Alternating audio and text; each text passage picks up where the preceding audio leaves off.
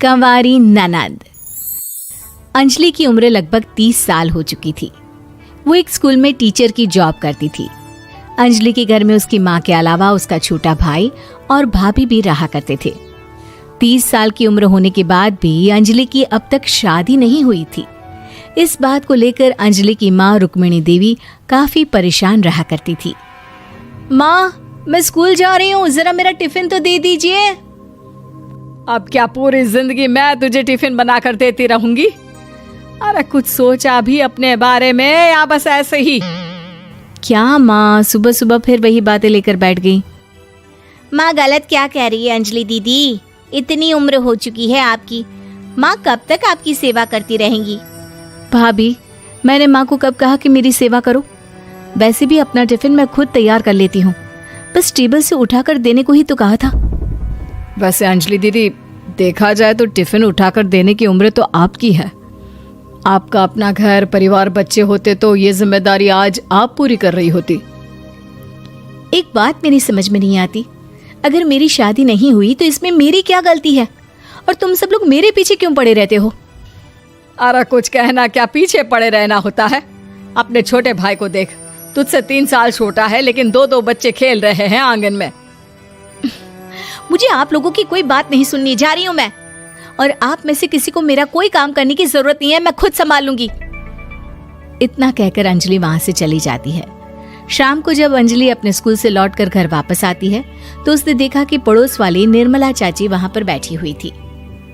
क्या बात है अंजलि बिटिया, नौकरी करके वापस आ गई? जी चाची जी, कैसी हैं आप? मैं तो ठीक हूँ बेटा, तुम बताओ शादी के बारे में कुछ सोचा या नहीं?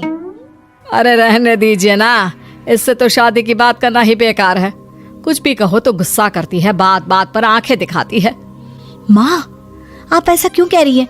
मैंने कब आप पर गुस्सा किया? अरे अंजलि बेटा, तुम्हारी माँ ठीक ही तो कहती है।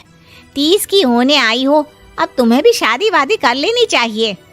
चाची जी, आप तो ऐसे कह रही हैं जैसे शादी करने से मैंने मना किया हो।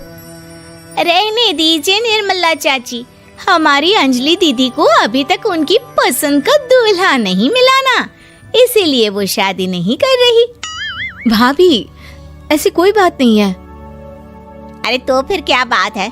तुम्हारी माँ ने तुम्हारे लिए इतने रिश्ते ढूंढे लेकिन तुम्हें कोई पसंद ही नहीं आता। क्या है ना चाची जी, हमारी ननद रानी नौकरी जो करती है, ऐसे ही थोड़ी ना किसी को पसंद कर लेंगी। अरे भाई, नौकरी का घमंड है तो बात अलग है, कोई और बात हो तो बताओ, कोई रास्ता निकाला जाए। नहीं चाची जी, कोई बात नहीं है, बस मुझे अभी तक अपनी पसंद का कोई मिला नहीं है। सुन लिया आपने? इस लड़की के तो पर निकल आए हैं और इतनी उम्र में अपनी पसंद का कोई मिलेगा भी नहीं इसे।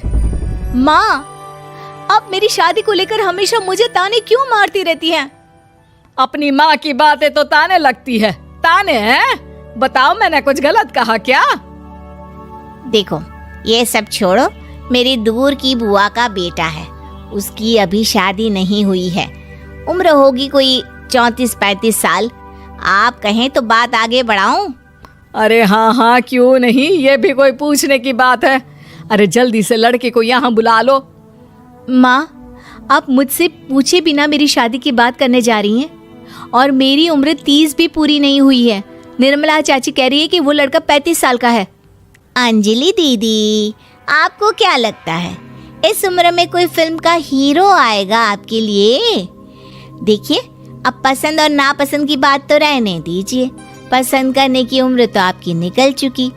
अब तो जो भी मिले उसी से शादी कर लीजिए, इसी में भलाई है।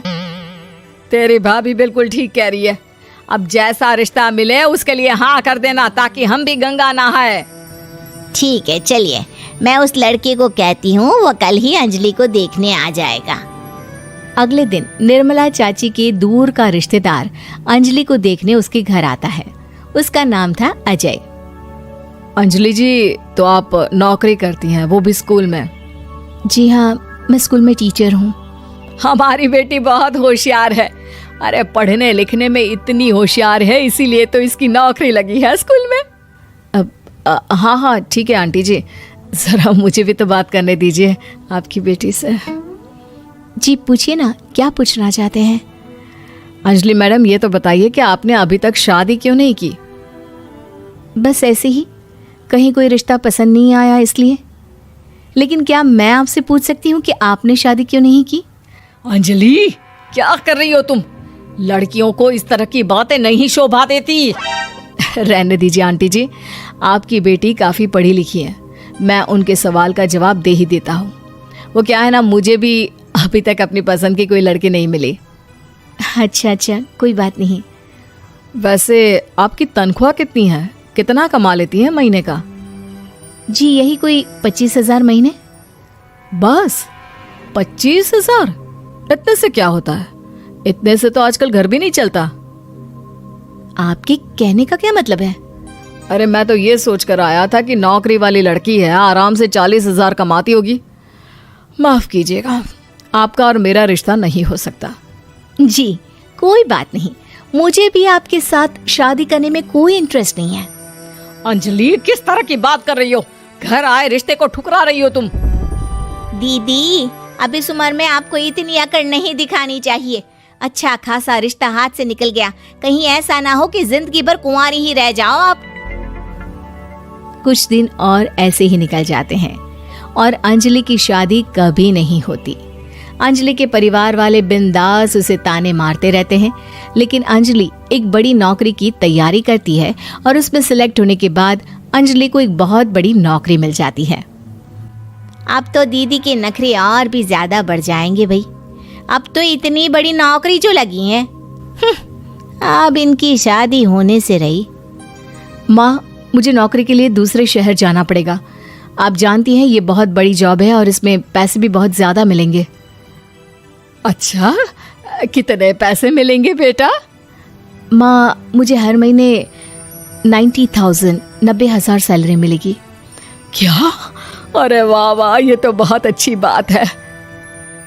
लेकिन फायदा क्या? कितने भी पैसे मिले, शादी तो हुई नहीं ना तुम्हारी। अंजलि नौकरी करने के लिए दूसरे शहर में चली जाती है और जब कुछ महीनों के बाद वो वापस घर आती है तो उसे अपने पति के साथ देखकर उसके घर वाले हैरान रह जाते हैं। अरे अंजलि, तूने शादी कर ली और हमें बताया तक नहीं। और दामाद जी करते क्या हैं? इतनी बड़ी कार है उनकी। माँ, मैं आपको सब कुछ बताना चाहती थी, लेकिन आप सबके ताने सुनकर बहुत दुखी हो गई थी और इसलिए मैंने अपनी पसंद से शादी कर ली। मेरे पति मेरे साथ ही ऑफिस में नौकरी करते हैं और बहुत बड़े अफसर हैं। और एक बात बताऊं माँ, आज मैं बहुत खुश हूँ।